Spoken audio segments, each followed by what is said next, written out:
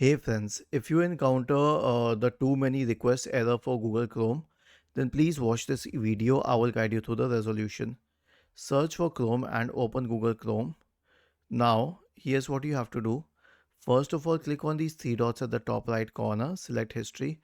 Click on history once again, select delete browsing data, and then delete the data. If this doesn't help, in most of the cases it won't help. So click on these three dots here, select extensions and select manage extensions. Search for problematic extensions like third party extensions which are not verified and remove them.